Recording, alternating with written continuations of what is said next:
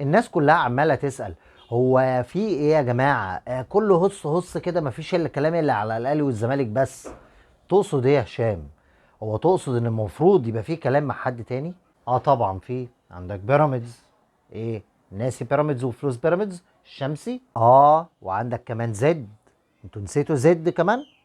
زد ساويرس وفلوس ساويرس من اغنى اغنياء مصر. بسم الله الرحمن الرحيم، اهلا وسهلا بيكم حلقه جديده ورياكت جديد مع هشام. كل سنه وانتم طيبين، عيد الاضحى، وان شاء الله ربنا يتقبل ان شاء الله صيامنا كلنا ودعواتنا كلنا. النهارده كله كان صايم طبعا، وان شاء الله ربنا يتقبل منا جميعا ان شاء الله صالح الاعمال، وان شاء الله كله ربنا كده يهديه الى الطريق المستقيم، وان شاء الله لحد ما نفوز بالفوز الكبير اللي هو الجنه باذن الله ونعيمها.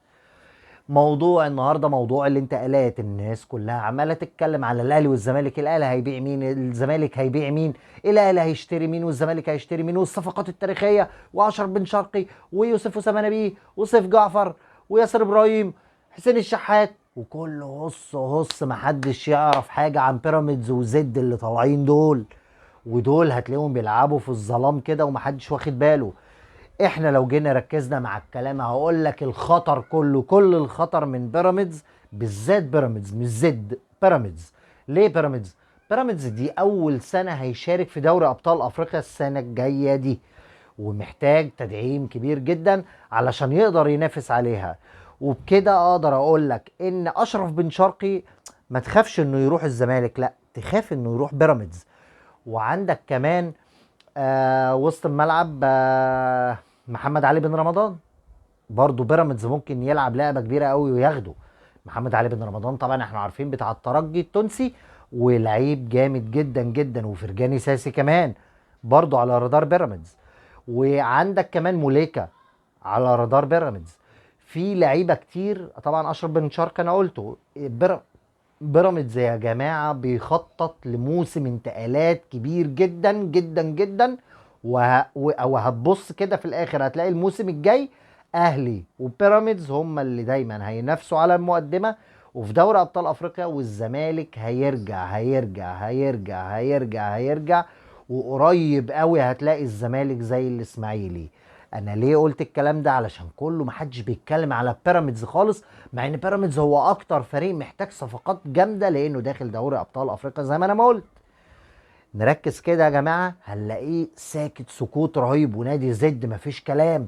الناس دي يا جماعه معاها فلوس، واحنا عارفين ان كره القدم دلوقتي صناعه، صناعه وفلوس.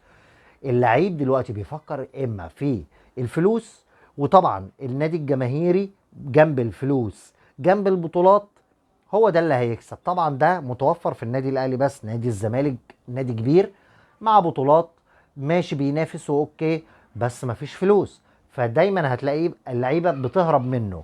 دايما مش هتلاقيه هو الخيار الاول. هتلاقي الخيار الاول للاهلي، التاني بيراميدز، فيوتشر وزد.